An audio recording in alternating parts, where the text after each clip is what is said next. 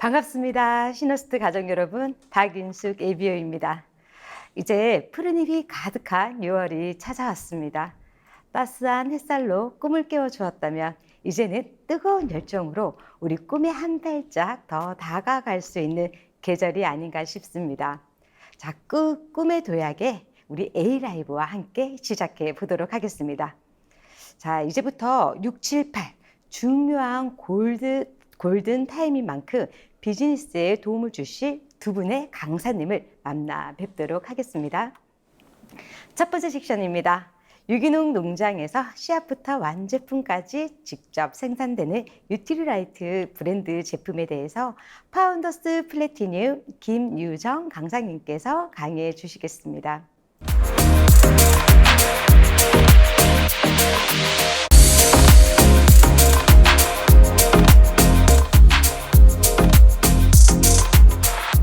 네, 안녕하세요. 뉴트리라이트 강의를 맡은 ABO 김유정입니다. 오늘은 저희 사업의 가장 효자 아이템인 뉴트리라이트 제품과 전달 경험에 대해서 함께 공유해 보도록 하겠습니다. 정말 많은 제품들이 있는데요. 리더님들께서는 어떤 제품을 제일 좋아하시나요? 저는 정말 손에 꼽기 어려울 정도로 많은 제품들을 사랑합니다. 실제로 제가 몸이 좋지 않았을 때 뉴트리라이트에 대해서 공부하고 제품을 실제로 먹고 난 이후에 굉장히 많이 건강이 호전이 되었습니다. 그래서 너무나도 사랑하는 제품인데요. 오늘은 제가 너무나도 사랑하고 가장 기초적이면서도 중요한 영양소인 프로틴에 관해서 이야기를 좀 나눠보려고 합니다. 저희 몸의 구성 성분 중에 가장 많은 비율을 차지하고 있는 것은 물입니다. 약 70%를 차지하고 있는데요. 그 다음은 단백질이라고 합니다. 약 16%를 차지하고 있어요. 신체를 구성하는 중요하고도 기본이 되는 영양소입니다. 저희가 음식을 먹었을 때 소화되는 과정을 통해서 탄수화물은 포도당, 단백질은 아미노산, 지방은 지방산과 글리세롤로 잘게 쪼개집니다. 그래서 실제로 저희가 단백질을 먹게 되었을 때는 아미노산의 형태로 흡수를 하게 되는 거죠. 아미노산의 구조를 잠깐 살펴보려고 하는데요. 가운데 보면은 탄소 C가 정중앙에 있고요. 그 다음에 산소와 수소, 그리고 질소의 형태로 구조를 가지고 있습니다. 왜 제가 이렇게 어렵게 아미노산의 구조를 가져왔느냐? 조금 뒤에 제가 설명할 부분에 이해를 돕기 위해서 잠깐 보여드렸습니다. 단백질과 달리 탄수화물과 지방은 질소를 뺀 나머지 산소와 탄소와 수소의 형태로 이루어져 있기 때문에 조금 비교를 해서 설명을 드리려고 합니다. 아미노산이라고 하면 필수 아미노산과 불필수 아미노산의 형태로 나뉘어지게 됩니다. 필수 아미노산은 저희 몸에서, 신체에서 합성되지 않기 때문에 반드시 음식으로 섭취해야 되는 형태이고요. 불필수 아미노산의 11가지는 자연적으로 몸에서 합성이 됩니다. 이 장표에서 보시면 조건부 필수 아미노산이라는 단어가 나오는데요. 때에 따라서는 불필수 아미노산이지만 자연스럽게 합성이 되기는 하지만 성장기의 아이들에게는 아르기닌이라고 하는 불필수 아미노산이 부족하게 되고 사고나 어떤 수술 이후에는 글루타민과 아르기닌의 형태가 부족하게 된다는 것입니다. 생식기 질환을 앓고 계신 분들에게는 또 세린이라고 하는 불필수 아미노산이 부족해지기 때문에 반드시 우리가 음식으로 섭취해야 되는 필수 아미노산과 조건부 필수 아미노산을 좀 기억하시면 좋을 것 같습니다. 단백질은 굉장히 우리 몸에서 많은 역할을 하게 되는데요. 첫 번째로 그 역할을 보면은 체조직 근육 형성을 하게 됩니다. 근육과 액틴은 미오신이라고 하는 그 아미노산이 관여를 하게 되어 있고요.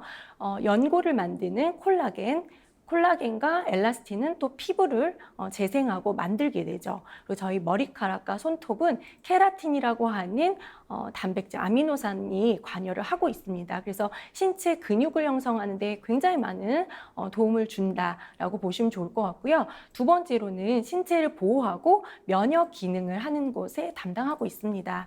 1차적으로 저희 피부 손상에 의해서 외부 물질이 들어오려고 할 때는 1차적으로 피부가 그것을 보호하게 되거든요. 그것 또한 단백질이 관여를 하게 됩니다. 그리고 혈액 안에 있는 혈액을 응고시키는 단백질도 관여를 하고 있고요. 그 다음에 저희 외부 항원에 대해서 신체를 보호하려고 할 때 나오는 면역 글로불린 항체 또한 단백질이 하는 역할입니다.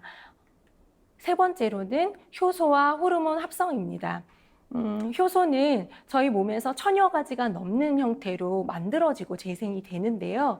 저희가 서당의 형태로 어떤 음식물을 먹었을 때 잘게 부술 때 그 부수는 역할을 하는 것이 효소입니다. 그래서 그 효소 또한 단백질로 구성이 되어 있죠. 그리고 저희가 눈에 보이진 않지만 우리의 신체 대사 활동을 원활하게 해주는 그 호르몬을 합성하는데도 단백질이 기본 구성 요소로 되어 있습니다. 여기에서는 갑상선 호르몬, 인슐린만 나와 있지만 세로토닌이라든지 부신 호르몬이라든지 너무나 많은 호르몬들의 합성에 관여를 하고 있습니다.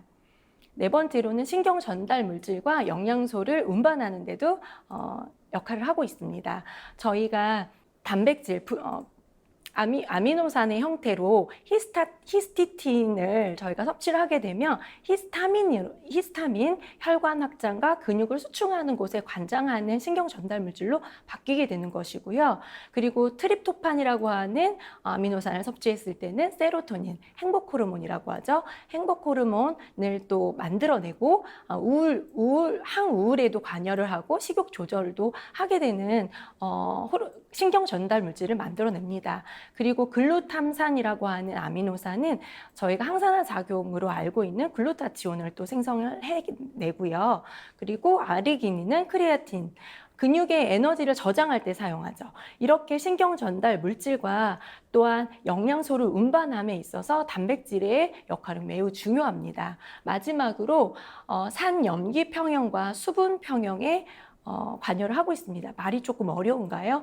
저희가 산성, 염기성 이렇게 얘기하면 잘 알아들으실 수 있으시죠? 수소를 붙였다가 뗐다가 하는 그 일들을 단백질이 한다는 거예요. 그리고 혈관 내와 혈관 안쪽에 있는 수분의 밸런스를 맞추는 일 또한 단백질이 하게 되는 거죠. 네, 그래서 이렇게 많은 역할을 중요하고도 많은 역할을 하는 단백질을 역할에 대해서 살펴보았는데요. 지금부터는 그러면 이렇게 중요한 단백질, 어떤 단백질을 먹으면 좋을까요? 음식으로도 섭취를 할 수 있고 건강기능식품으로 도움을 받는다면 어떤 건강기능식품의 형태를 내가 먹어야 할까요? 그 부분에 대해서 오늘 좀 나눠보려고 하는데요. 단백질을 드실 때 가장 유의하셔야 되는 부분, 또 개념을 이해하시면 좋겠다라는 생각을 했는데요. 동물성 단백질이 좋은 단백질일까요? 식물성 단백질이 좋은 단백질일까요? 네, 완전 단백질은 무엇이고 불완전 단백질은 무엇일까요? 이 네 가지의 개념을 조금 이해하시면 굉장히 쉽습니다. 저희가 실제로 동물성은 좀 나쁜 거 아니야? 식물성이 더 좋은 거 아니야? 라고 생각하지만 실제로 단백질은 동물성 단백질 안에 들어있는 단백질이 완전 단백질로 저희에게 말한 필수 아미노산, 음식으로 섭취해야 되는 9가지의 필수 아미노산이 다 들어있다라는 거죠. 그렇기 때문에 단백질을 먹으라고 권유하는 의사 선생님들의 대부분은 유청 단백질, 동물성 단백질에서 추출한 단백질을 먹으라고 말씀을 해주세요. 그런데 저희가 실제로 음식으로 동물성 단백질을 굉장히 과잉으로 섭취하고 있잖아요. 동물성 단백질 안에는 콜레스테롤이나 지방의 함유량이 너무 많기 때문에 실제 음식으로도 먹는데 건강보조식품으로 동물성 단백질에 들어있는 제품을 섭취한다? 생각을 좀 해봐야 될 것 같습니다. 식물성 단백질이 불완전 단백질이라고 하는데요. 이 9가지의 필수 아미노산이 다 들어있지가 않아요. 조금 부족합니다. 그렇기 때문에 식물성 단백질에 보완되어 있는 완전 단백질의 형태로 드시는 게 가장 좋다라고 말씀을 드리고 싶어요. 그리고 네, 이 그림을 보시면 어떠신가요? 완전 단백질처럼 보이실까요? 아니면 불완전 단백질로 보이실까요? 네, 맞습니다. 트립토판과 트레오닌이라고 하는 성분이 너무 적죠. 그렇기 때문에 이 그림은 불완전 단백질의 그림입니다. 한 가지 더 알려드리고 싶은 부분이 있는데요. 이 그림은 지금 완전 단백질처럼 보이시죠? 예, 꽉 차게 9가지의 필수 아미노산이 채워져 있습니다. 이 그림에서 한 가지 더 알려드리고 싶은 것이 있는데요. 제한 단백질이라는 단어를 들어보셨나요? 제한 단백질이라는 것은 이 필수 아미노산 중에서 가장 낮은 함량을 하고 있는 그 숫자에 맞춰서 단백질을 합성한다라는 거예요. 네, 제가 예를 한번 들어보겠습니다. 저희가 자동차를 만들 거예요. 재료가 9가지가 필요한데요. 그 중에서 바퀴가 100개가 되고요. 문짝이 4개가 있고요. 그리고 본네트가 2개가 있습니다. 그러면 자동차를 몇 개를 만들 수 있을까요? 네, 그렇죠. 2개를 만들 수 있어요. 2개를 만들고 나머지 남은 그 단백질은 다 단백질로 합성이 안 된다는 거예요. 그렇기 때문에 가장 낮은 숫자의 그 성분을 가지고 만들 수 있는 것을 제한 단백질이라고 합니다. 그렇기 때문에 저희가 앞서 아미노산의 그 구조를 한번 보여드렸었잖아요. 아미노산 구조에 보면 가운데 탄소, 산소, 그 다음에 수소로 이루어져 있죠. 그런데 맨 끝에 질소가 하나 더 있었어요. 이렇게 남은 연료들이, 남은 재료들이 다 사용되어지고 남은 것들이 탄수화물과 또 지방으로 전환이 되면 그때는 남는 그 질소 때문에 독성 물질이 생길 수 있다는 거예요. 왜 이렇게 길게 장황하게 말씀을 드렸냐? 완전 단백질이 너무 중요하다라는 거죠. 그래서 불완전한 단백질을 먹게 되면 계속해서 저희 몸에 독성 물질이 쌓이게 된다. 이렇게 조금 아셨으면 좋겠습니다. 그리고 저희가 알아야 될 단어가 있죠. 아미노산 스코어는 필수 아미노산이 얼마나 들어있느냐, 우리의 체단백과 얼마나 유사한 단백질로 구성되어 있느냐를 알아볼 때 사용되는 단어입니다. 그렇기 때문에 스코어, 아미노산 스코어가 100이라는 것은 우리의 신체에 아주 가장 잘 맞는 단백질이다라고 보시면 될 것 같습니다. 건강기능식품을 만들 때요, 85 정도만 받아도 건강식품으로 인정을 해줍니다. 그렇기 때문에 시중에 나와 있는 제품들이 아미노산 스코어가 얼마나 되는지는 정말 따져볼 필요가 있죠. 그리고 PDCAAS라고 하는 지표는요, 필수 아미노산이 얼마나 흡수되냐, 단백질이 얼마나 잘 흡수되냐를 알아보는 척도예요. 그래서 가장 최고 높은 점수가 1.0 점수입니다. 그래서 여기서 보시면은 뭐 카세인, 달걀, 흰자위, 대두단백질, 유청 이런 형태는 1점을 받았기 때문에 흡수율이 높다라고 보시면 되고요. 저 밑에 있는 재료들은 흡수율이 낮다라고 좀 보시면 좋을 것 같습니다. 그래서 정말 좋은 단백질의 조건이 그러면 뭘까? 조금 제가 정리를 해봤는데요. 동물성 단백질로 우리가 완전 단백질이기 때문에 먹어야 하지 않을까라는 그 고정관념을 버리고 완전 단백질의 형태인 식물성 단백질을 섭취하는 게 좋겠다. 그리고 아미노산 스코어가 100짜리이면 좋겠다. 그리고 분리대두, 그 대두에는 굉장히 많은 단백질이 포함되어 있는데요. 거기서 분명히 단백질만 있지 않을 거예요. 지방도 있고 탄수화물도 있는데 그것들을 다 분리해내서 100% 단백질의 형태로 만들어 놓은 것을 분리대두 단백질이라고 합니다. 그래서 이렇게 단백질의 좋은 조건들을 보시고 선택을 하셨으면 좋겠는데요. 제가 이어서 뉴트리라이트 제품에도 프로틴이 있기 때문에 설명을 좀 보충해서 드리도록 하겠습니다.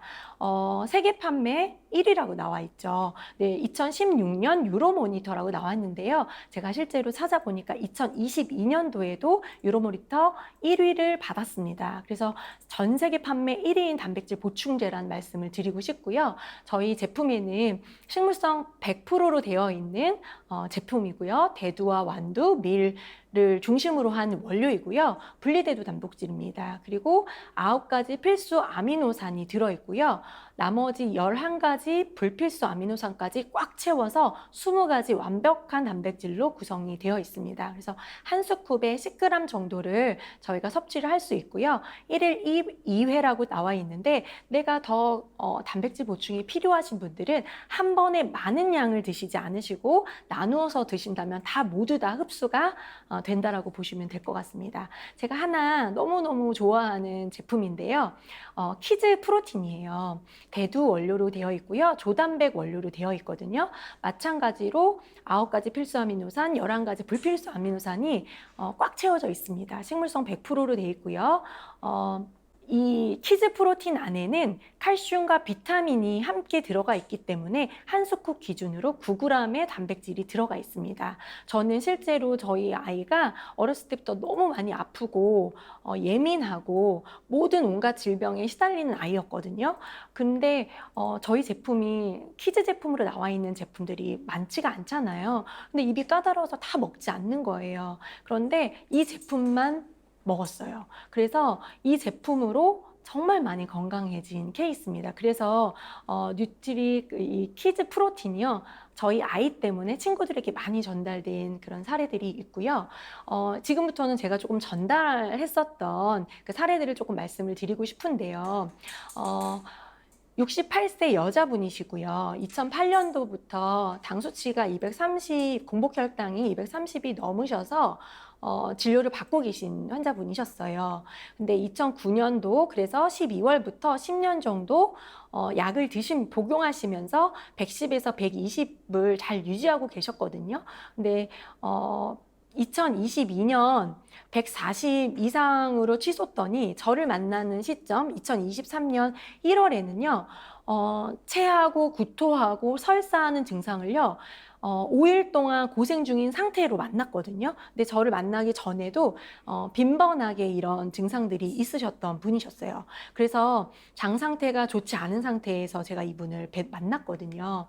근데 영양 상태를 제가 체크를 해보니까요. 흰쌀밥이 좋지 않다라는 생각을 하고 계셨던 것 같아요. 그래서 보리밥 2분의 1과 국 조금, 그 다음에 야채 반찬 조금 이렇게 해서 식사를 하셨고요. 점심은 직장에서 드셔야 되는데 밥으로 드실 수 없는 상황이셨기 때문에 과일을 드셨어요. 그것도 제철 과일, 귤과를 좋아하시기 때문에 그 귤과를 드시고 계셨고요. 평상시에는 사과 뭐 이렇게 드셨다고 하시더라고요. 근데 거기 배가 고플 때는 고구마를 또 쪄서 드셨다고 하더라고요. 그러니까 GI 지수가 높은 과일과 음식들을 점심에 식사를 하고 계셨습니다. 그리고 저녁에는 보리밥도 2분의 1하고 국, 야채 반찬, 그리고 물 안 드셨고요. 물을 좋아하지 않으셨고요. 그다음에 고기를 별로 좋아하지 않으시기 때문에 단백질이 굉장히 부족한 상태였고 지방도 부족한 상태의 식사를 하고 계셨습니다. 그리고 드시는 약은 당뇨약, 자누메트 XR 서방전 100 천이라고 하는 제품을 하루 하나를 드시고 계신 분이셨어요. 그리고 보조식품 드시는 거는 유산균 드시고 계셨고요. 합성 비타민 C 1000mg짜리를 드셨고요. 오메가3를 드시고 계셨거든요. 공복 혈당이 계속 올라가니까 저녁 식사 후에 30분 정도씩을 꾸준히 운동을 하시는 상태에서 저를 만났습니다. 그래서 제가 가장 먼저 개선해야 되고 영양을 추천을 해드릴 부분이 무엇인가 고민한 다음에 말씀을 드렸는데요. 전체적인 패턴을 보니까 단백질이 굉장히 부족하신 상태였어요. 그래서 굉장히 야위셨고 힘이 전혀 없는 상태였거든요. 그랬기 때문에 모든 식사에 단백질이 들어가는 식사를 하실 수 있도록 제가 말씀을 드렸고요. 그 다음에 당을 천천히 올라가게 하기 위해서는 식이섬유가 필수적으로 필요했기 때문에 식이섬유 드시는 걸 말씀을 드렸습니다. 그리고 점심을 식사를 안 하셨었는데 혈당이 높은 과일 식사 안 된다고 말씀드리고 식사 어려운 경우에는 이런 단백질류, 두부나 계란 등을 싸가지고 가셔서 야채와 함께 드시는 걸로 말씀을 드려서 이렇게 바꾸셨고요.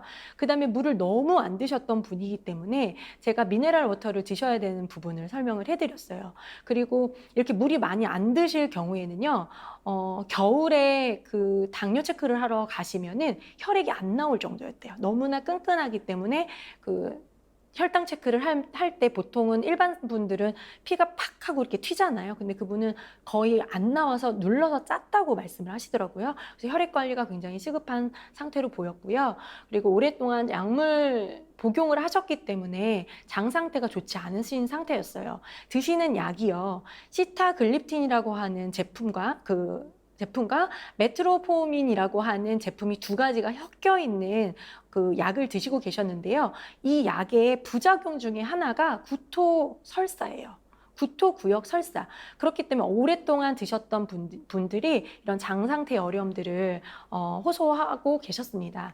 그래서 제가 저희 제품으로 이렇게 말씀을 드릴 때요, 한 번에 다 들어간 게 아니고요. 제일 먼저 너무너무 힘이 없으셨기 때문에 제일 먼저 제가 기본 베이스, 영양의 기본 베이스가 되는 프로틴을 말씀을 드렸고, 그 다음에 유산균은 원래 드시고 계셨기 때문에 저희 제품으로 바꿔서 장 상태를 개선하는 데 말씀을 드렸고요.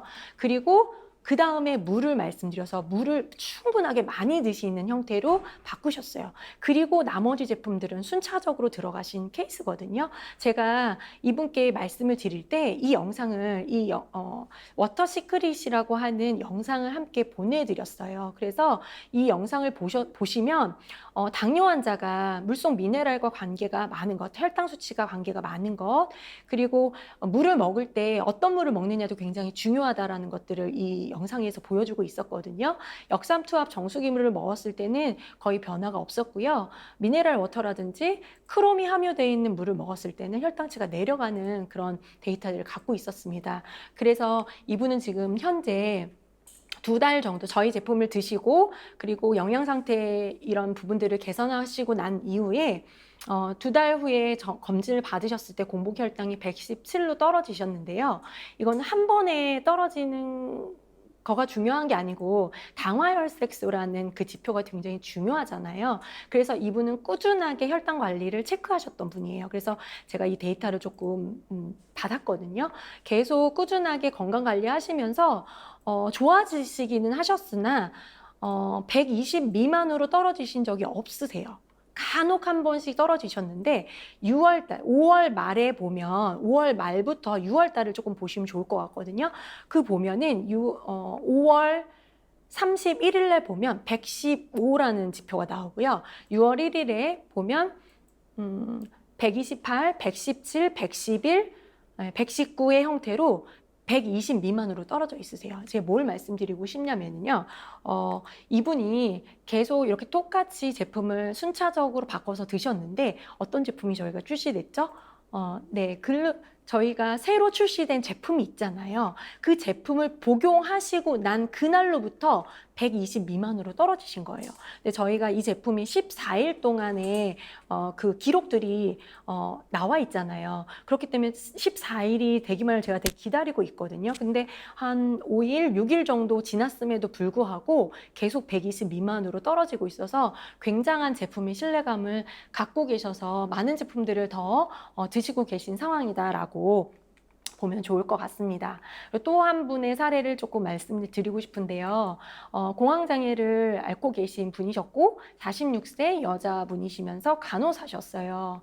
원래는 수술방 간호사였는데 코로나 이후에 이 공황장애 때문에 수술실에서 근무할 수 없게 되어서 이제 행정직으로 옮기셨거든요.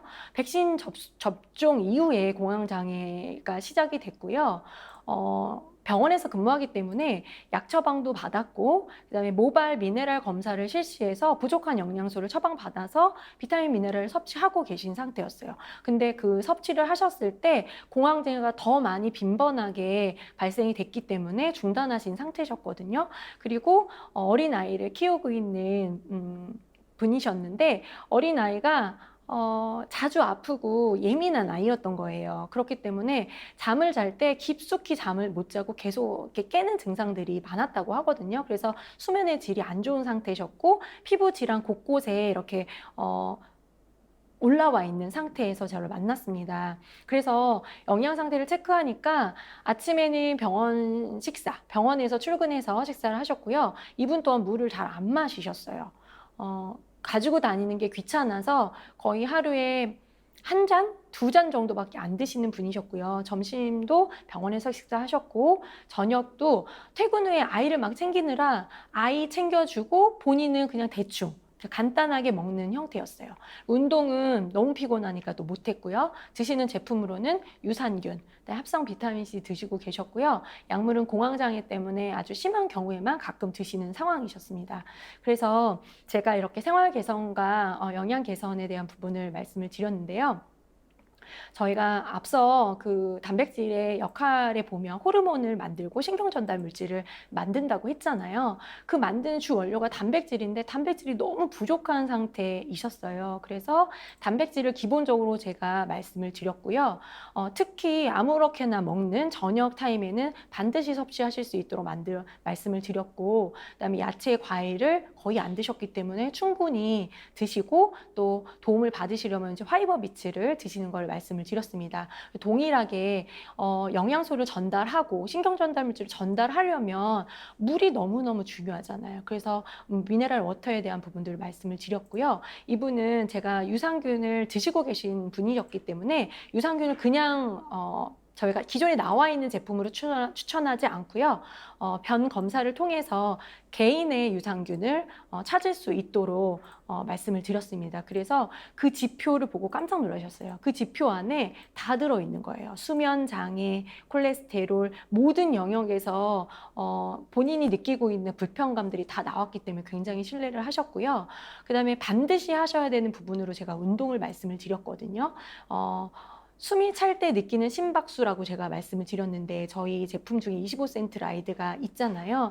어린아이가 있기 때문에 외부로 나가서 운동하는 것들이 굉장히 어렵고 시간을 내기 어려운 상태였어요. 그래서 홈케어를 하실 수 있도록 제가 25센트 라이드를 말씀을 드렸고요.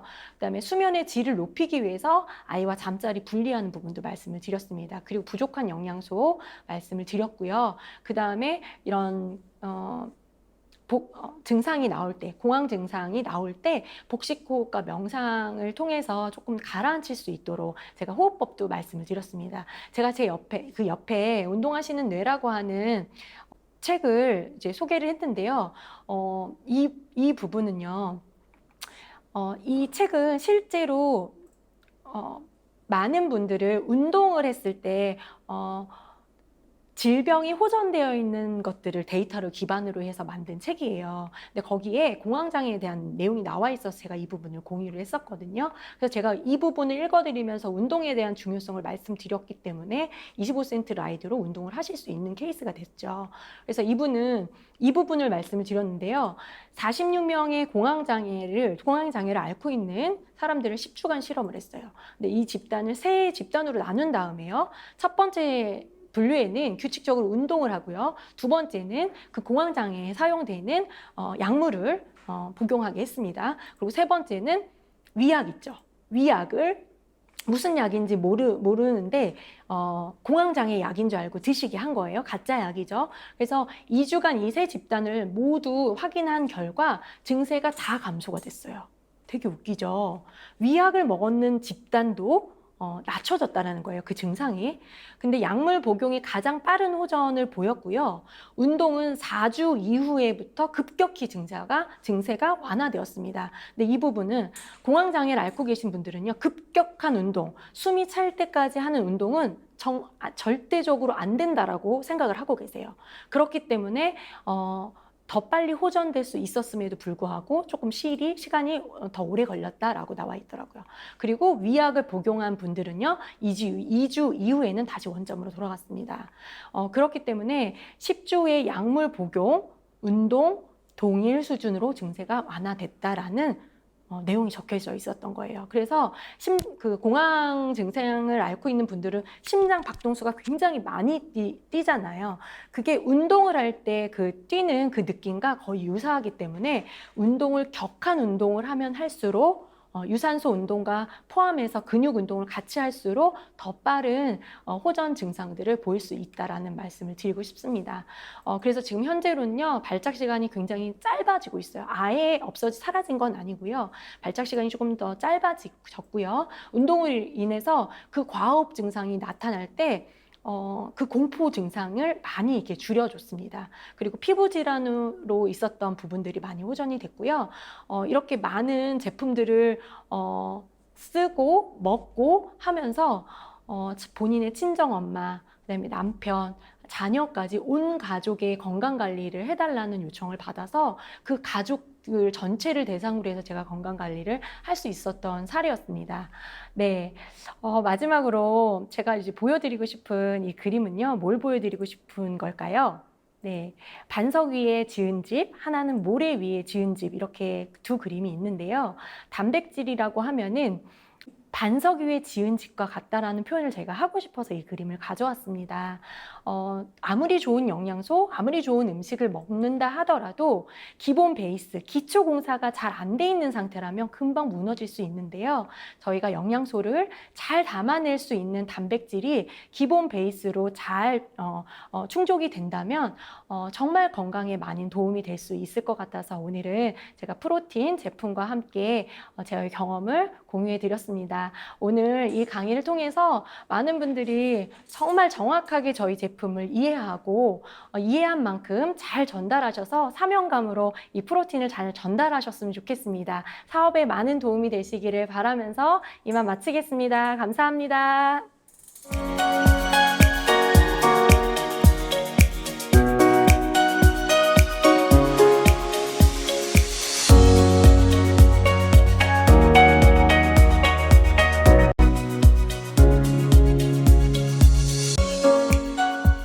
뉴트리라이트의 감동은 말이 필요 없는 것 같습니다. 많은 소비자분들의 건강을 지키는 전도사가 되어야겠다는 생각이 드는 강의였습니다. 자, 바로 이어서 두 번째 섹션입니다. 우리 오랄 케어, 바디 케어, 헤어 케어, 많은 케어 제품들이 있는데요. 그 중에서도 최강의 퍼스널 케어, 오랄 케어에 대해서 강의해 주실 파운더스 플래티늄 이혜연 강사님을 소개하겠습니다.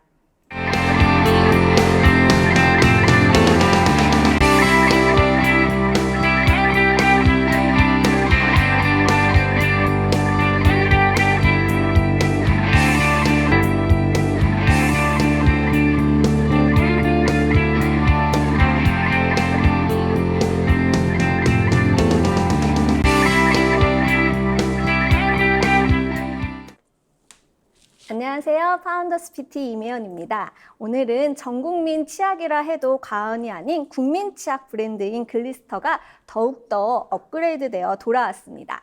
글리스터 치약은 아메이를 처음 만나는 제품으로도 유명하죠. 그래서 치약으로 입문하면서 아메이를 더 많이 알아가게 되는 대표 제품입니다. 이렇게 좋은 글리스터가 더 업그레이드되어 돌아왔다니 어떻게 업그레이드가 되었는지 알아보도록 하겠습니다. 네, 정말 치아는 오복 중에 하나인 것 같습니다. 오복 중 으뜸은 치아 건강인데요. 그게 진짜 맞는 말이라는 게 아무리 좋은 영양제를 먹더라도 저희가 이가 없으면 음식을 못 먹으면 체력이 딸리게 되죠. 그래서 80세, 90세 나이가 되셔도 내 치아를 가지고 계시는 분들은 너무 건강하시다고 합니다. 나이를 알 수 없을 정도로 건강하시다고 하니까 제일 오복 중의 으뜸은 치아 건강이 저는 맞다는 생각이 들더라고요. 그 치아 건강은 구강 건강이라고 합니다. 요즘 마이크로바이옴에 대해서 저희가 많이 얘기가 나오고 있죠. 마이크로바이옴이라고 하면 장내 마이크로바이옴만 생각하시는데 장내보다는 조금 적지만 구강 내 마이크로바이옴도 장내보다 700여 종 비슷한 마이크로바이옴이 700여 종이 있다고 해요. 이 입안에 수많이 존재하는 이 좋은 균과 나쁜 균들 중에서 이 나쁜 균들이 계속 많아지게 되면 이 구강 내 환경도 안 좋아지게 되고 염증이 생기게 되고, 그러다 보면 구강 내 환경이 안 좋아지니까 치주 질환이나 이런 것들이 많이 발생하게 된다고 합니다. 그래서 암에 이제 예전처럼 깨끗하게 이런 솔루션보다는 아메글리스턴은 새로운 구강 내 환경에 더 치우쳐져서 아마 업그레이드가 돼서 나오게 되었습니다. 그래서 보시면 치아의 구조를 먼저 보시도록 할게요. 저희가 보시면 이 치아의 구조는 에나멜층, 이렇게 보여지는 그 범낭질이라고 하죠. 그 에나멜층도 있지만 제가 말씀드리고 싶은 것은 이 치아 골조에 보면 뿌리 부분이 있잖아요. 이게 신경이라고 하는데요. 이 신경, 치아 하나하나마다 이 신경들이 있기 때문에 이게 다 연결이 되어 있다고 합니다.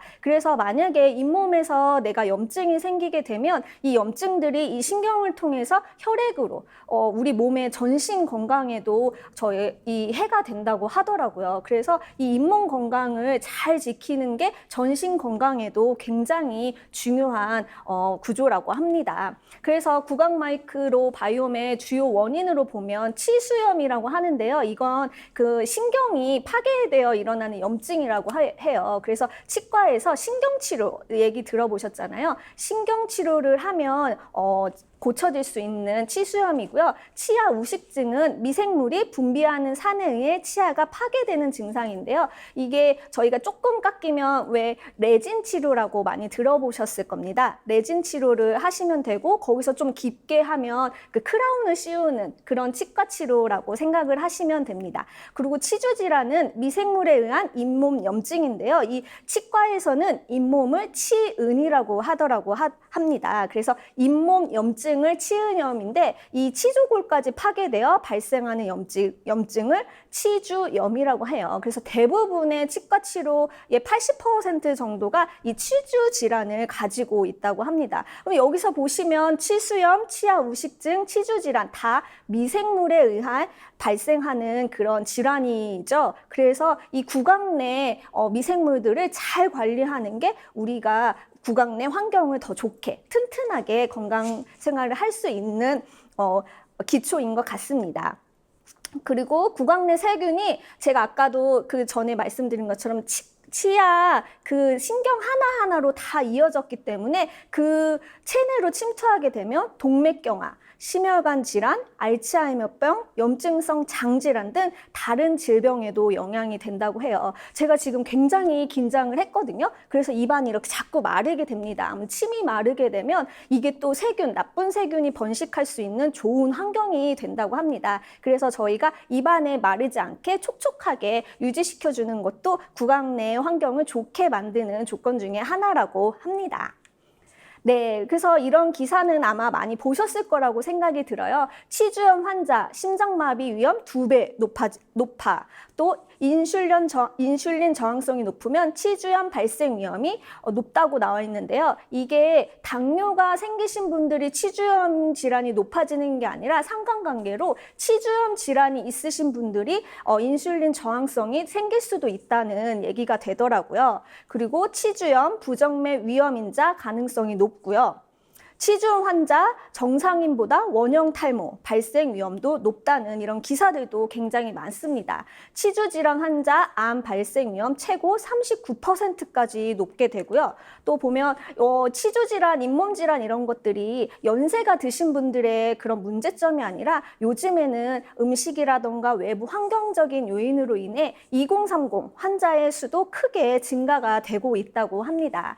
또 만성 치주염 발기부전이 위험 2.17배까지 높다는 유럽의 연구 결과도 있고요. 잇몸병이 있으면 건선 위험, 흡연까지 하면 26%까지 더 높아진다고 하니 정말 이 구강 내 환경을 우리가 무시해서는 안 되는 것 생각이 들었습니다. 또 임신 중 치주염이 조산 위험을 또 높여준다고 하니까요. 정말 우리가 매일매일 데일리 케어하는 양치만 잘 하더라도 이 치주 질환을 낮출 수 있으니 너무너무 잘 해야 되겠다는 생각이 들더라고요. 그래서 40세 이상의 인구의 80% 이상이 이런 치주 질환을 가지고 있고요. 대부분의 성인 70% 정도는 치주염 보유자로 분류가 된다고 합니다. 그래서 잇몸에서 피가 나거나 붓고 구취 등 증상이 특징인데요. 이럴 경우에는 잇몸에 살짝 부었을 때는 저희가 치과를 가서 스케일링을 하는 것만으로도 굉장히 많이 호전이 될 수 있다고 하니까 스케일링도 꼭 필요한 치료라고 생각이 듭니다. 그래서 보시면요, 이게 건강한 잇몸에서부터 치주염까지 발생하는 과정을 제가 보여드리는 건데요. 처음에 건강한 잇몸은 이 선홍빛의 그 치아가 잇몸에 착 붙어 있는 그런 잇몸이 건강한 잇몸이라고 할 수 있어요. 그리고 치은염은 제가 아까 치은은 잇몸이라고 했잖아요. 이 잇몸에 염증이 있는 상태를 말합니다. 그래서 약간 불그스름하거나 아니면 양치를 하셨을 때 피가 나시는 분들은 이 치은염일 가능성이 많기 때문에 이럴 경우에는 치과에 가서 스케일링을 받아보시는 걸 적극 추천드리고 있어요. 그래서 그래야 치주염까지 가는 것을 막을 수 있습니다. 이 치주염은 치아 주위 조직의 염증으로 인해 치은과 뼈가 파괴되는 상태를 말하는데요. 이렇게 염증이 계속 있는 상태를 놔두게 되면 아까 신경으로 통해서 전신 건강에까지 위험이 되니까요. 그리고 옆에 살짝 이렇게 보이시는 게 치석이에요. 치석에 1g당 100만 마리의 세균이 살고 있다고 합니다. 그래서 이 치석을 제거하는 것만으로도 잇몸을 건강하게 유지시켜 줄 수 있으니 데일리 케어도 잘하고 1년에 한두 번 정도는 스케일링을 꼭 받아보시는 것도 저는 추천을 드리고 있습니다. 그래서 저희가 이렇게 치주 질환이 있으면 치과에 가면 이렇게 치료하는 방법들이 있잖아요. 첫 번째 방법은 브릿지 방법입니다. 그래서 이렇게 치주 질환이 생기면 간혹 가다가 자다가 이빨이 빠지시는 경우도 생긴다고 해요. 그래서 치과에서는 이 치주 질환이 암과 같다는 말도 하신다고 합니다. 왜냐하면 암은 제가 증상을 느꼈을 땐 이미 상태가 많이 진행되어 있는 상황이잖아요. 그래서 치주 질환 같은 경우도 이가 이미 흔들렸다 하시면 풍치로 되는 가능성이 굉장히 높기 때문에 그때는 이를 뽑아야 하는 그런 경우까지가 된다고 합니다. 그랬을 경우에 저희가 이렇게 치료하는 방법이 브릿지 방법이 있는데요. 이건 빠진 이 사이 옆에 이렇게 다리처럼 걸어서 하는 방법이 있고요. 또 임플란트, 요즘에 임플란트도 굉장히 많이 하시잖아요. 임플란트 방법도 있고 이 임플란트 개수가 많거나 아니면 잇몸뼈가 약했을 때는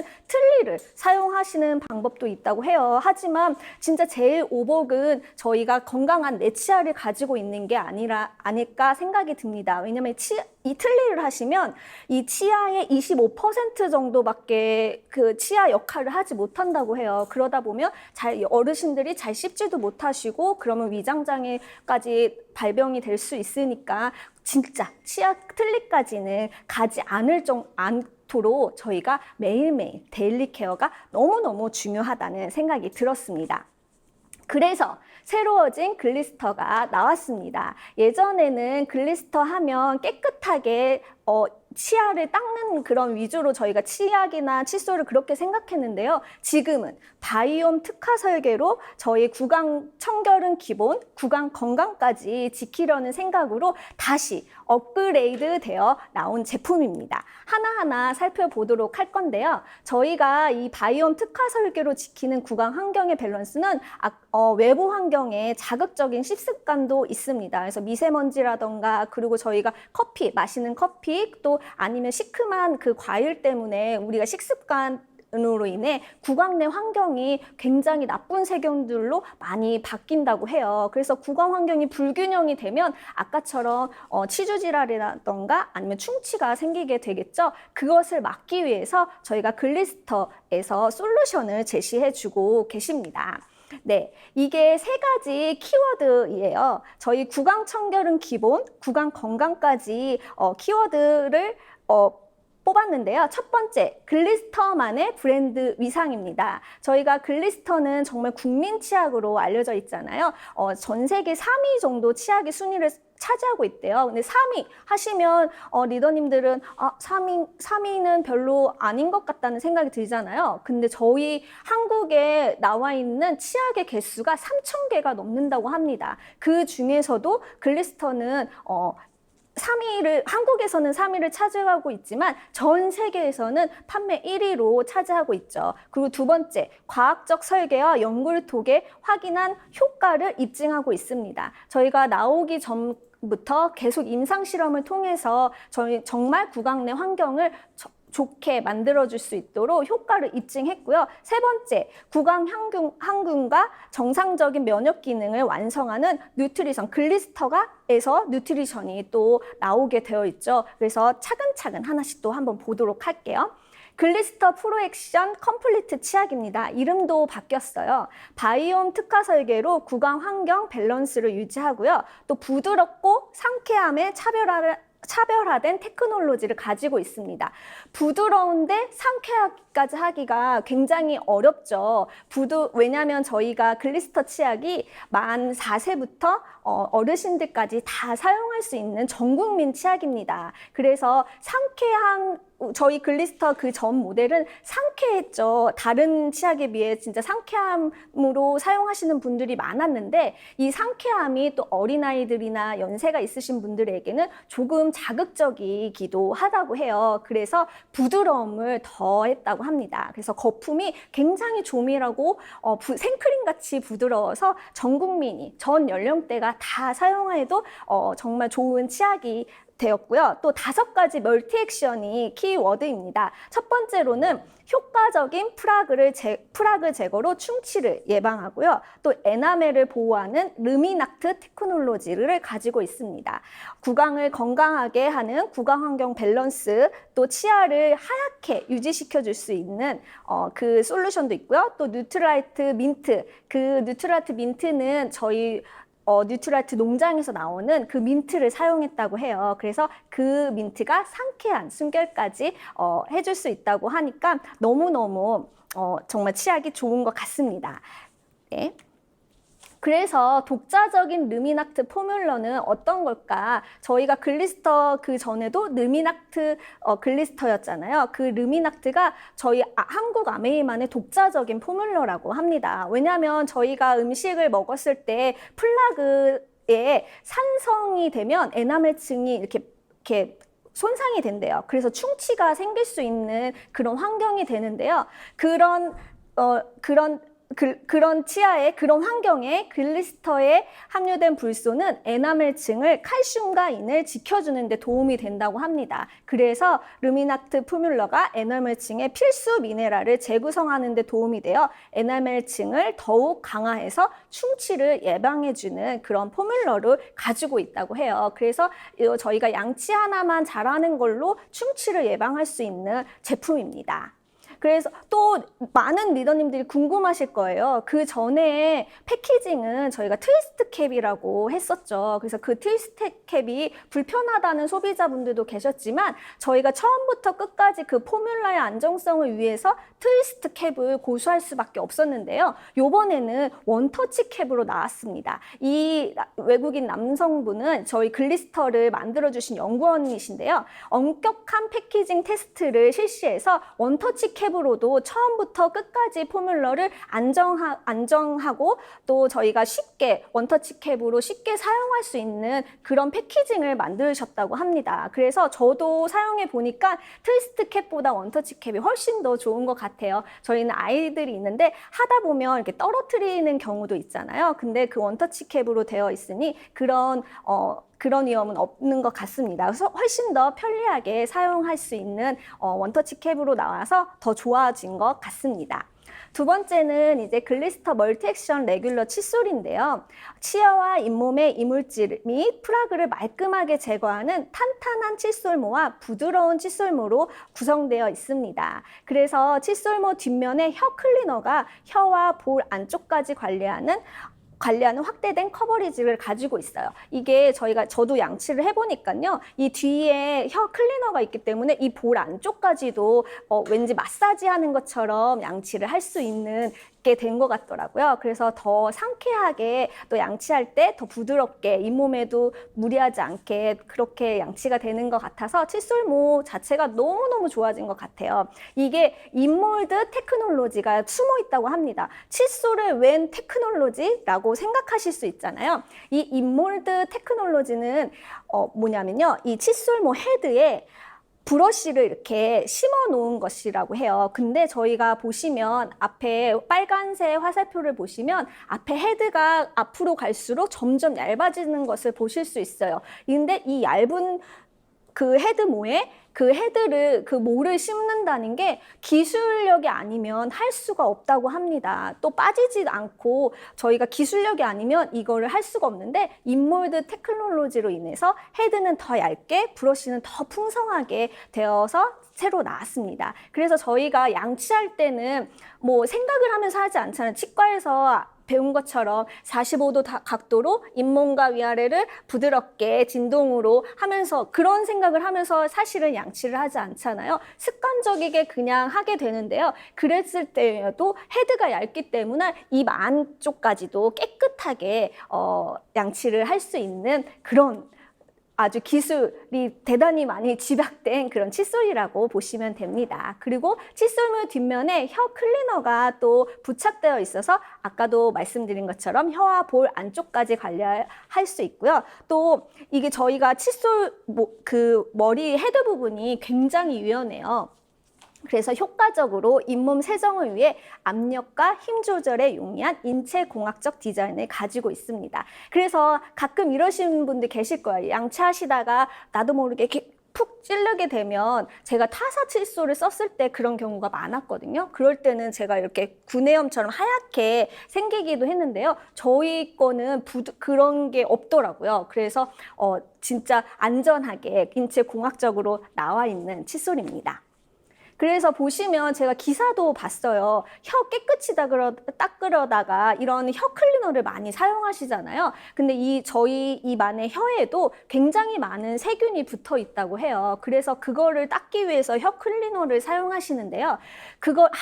이렇게 혀의 하얀 부분 백태라고 하죠. 그 백태를 내가 다 긁을 거야 하면서 하시면 상처가 나기 쉽대요. 그러다 보면 더 짓물러지고 또 침도 저희가 입 안에는 침이 굉장히 중요한데 그 침에 오염된 세균이 묻어 있잖아요. 그러다 보면 구강 내 환경이 더 안 좋아진다고 합니다. 그래서 혀 클리너를 사용하시더라도 너무 이렇게 세게 힘주어 사용하시지 마시고 저희 칫솔모 뒤에 있는 혀 클리너로 부드럽게 매일매일 부드럽게 해주신다면 오히려 구강 내 환경이 더 좋아질 거라는 생각이 들었습니다.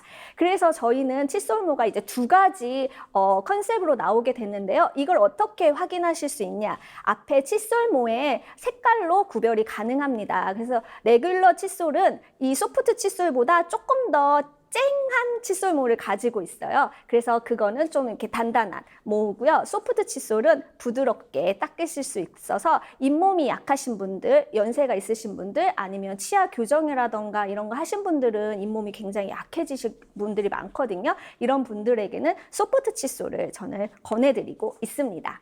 네, 다음은 글리스터 마우스 워시액입니다. 바이옴 특화 설계로 구강 환경의 밸런스를 유지하고요. 구취 유발 기체 감소로 강력한 구취 제거 효과도 있습니다. 수분량 업, 이 수분량이 왜 중요할까요? 아까도 제가 말씀드린 것처럼 입안에 침이 마르면 안 좋은 세균들이 더 번식할 수 있다고 해요. 그래서 기존의 제품보다 알로에 성분을 더 강화해서 수분력을 높였다고 해요. 그래서 입안을 마르지 않게 촉촉하게 고수분 포뮬라를 가지고 있고요. 고농축 형태로 돼 있어서 최대 100회 사용까지 가능합니다. 그래서 별도의 용기 없이 뚜껑에 직접 희석해서 사용하는 편리하게 디자인되어 나왔어요. 예전에 또 이렇게 바뀐 부분을 저희가 있죠. 그 전에 워시액이랑 지금 워시액이랑 바뀐 패키지 부분이 바뀌었는데요. 이것도 치약의 뚜껑 뚜껑과 같다고 생각을 하시면 됩니다. 그 기존의 마우스 워시액은 유리병에 들어가 있었어요. 그 유리병에 있는 이유도 처음부터 끝까지 저희가 포뮬라가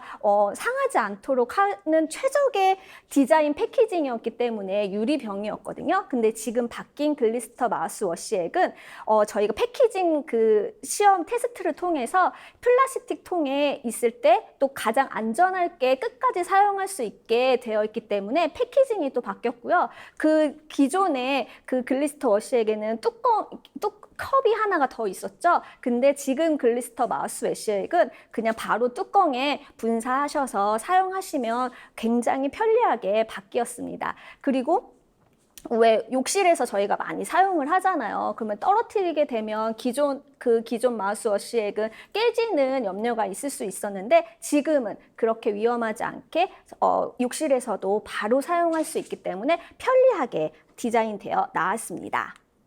다음은 글리스터 리우레셔 스프레이입니다. 이거는 항공사 승무원들의 파우치에 정말 필수 아이템으로 많이 꼽히고 있다고 해요. 그래서 분사 즉시 구취를 제거하고 즉각적인 숨결을 관리하고요. 또 시원한 페퍼민트 향이 입안 가득 넘치는 청량감을 선사한다고 합니다. 그래서 언제 어디서나 간편하고 편리하게 사용할 수 있고요. 패키징이 너무 예쁘게 바뀐 것 같아요. 그래서 진짜 파우치에 필수 아이템이 되지 않을까, 전 국민의 필수 아이템이 되지 않을까 그런 생각을 하게 됩니다. 그리고 또 하나의 혁신, 구강 향균부터 신체 건강을 완성하는 뉴트리션, 글리스터에서 뉴트리션이 나왔습니다. 그래서 하루 한 장으로 정상적인 면역 기능, 또 글리스터 프로액션 프로폴리스 필름이 나왔는데요. 저희가 요즘에는 아연이 면역에도 굉장히 좋다고 많이 알려져 있잖아요. 이 프로폴리스 필름 한 장으로 아연의 100%까지 다 저희가 섭취할 수 있다고 하니까 정말 건강도 지키고 저희 구강 내 환경도 지킬 수 있는 아주 좋은 제품인 것 같아요. 그래서 저는 사실 글루타치온을 생각하고 이 프로폴리스 필름을 2,000장에 붙였거든요. 근데 그냥 입 안에 혀에 다가 붙이시고 녹여서 구강 내 환경을 바꾸시면 된다고 합니다. 네.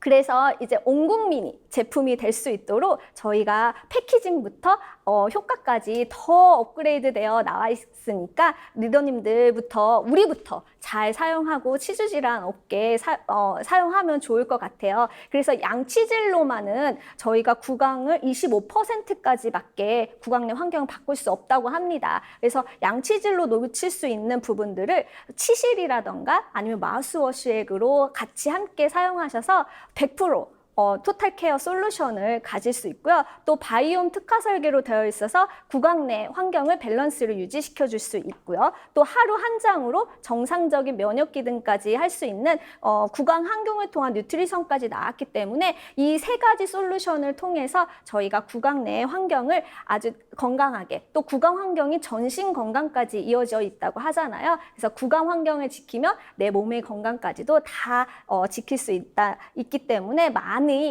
더 많은 사랑을 부탁드립니다. 그래서 제가 마지막으로 구강 건강에 도움을 주는 영양제도 한번 소개시켜 드리려고 해요. 그래서 칼맥디는 저희가 뼈에만 좋다고 생각을 하시는데요. 칼슘은 뼈와 치아를 구성하는 주요 성분이기 때문에요. 비타민 D와 함께 섭취 시 흡수율을 높이기 때문에 칼맥디도 치아 건강에 굉장히 좋다고 합니다. 또 프로폴리스, 아까 그 프로폴리스 필름처럼 저희 식약청에는 구강 내 환경도 도움을 줄 수 있다고 인증을 받았다고 합니다. 그래서 천연 항생 물질로 항산화에 특화된 원료, 또 치통에도 도움이 되고요. 치석 생성을 막고 충치 감소에도 효용이 있다고 합니다. 그래서 특히나 요즘 환절기철에 기침 감기 많이 하시는 분들에게 프로폴리스 필름을 권해주시면 기침에 굉장히 많은 도움을 받고 있다라고 하시는 분들도 많더라고요. 그래서 기침 나오실 때 한번 사용해 보시면 더 좋을 것 같습니다. 또 비타민 A는 상피세포 성장인자로서 세포의 재생을 촉진하고 구강 점막을 보호하는 역할을 하고요.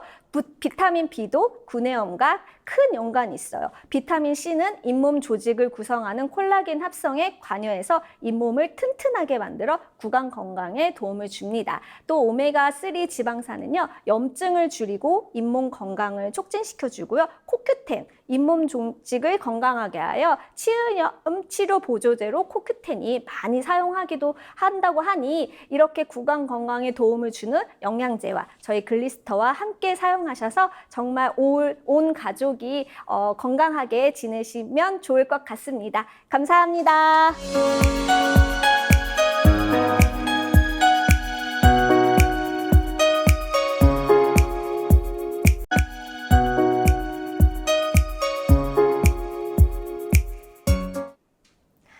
역시 많은 소비자분들의 사랑을 받을 수밖에 없는 퍼스널 케어 제품인 것 같습니다.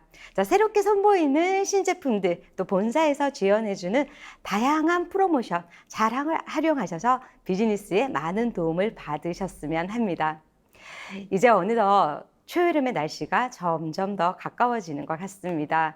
뜨거워지는 날씨 탓에 쉽게 지칠 수 있기 때문에 체력이라든지 건강관리 잘 하셔서 무더운 여름도 힘차게 보내셨으면 좋겠습니다. 저는 7월에 다시 찾아뵙겠습니다. 프라이드 오브 시너스트!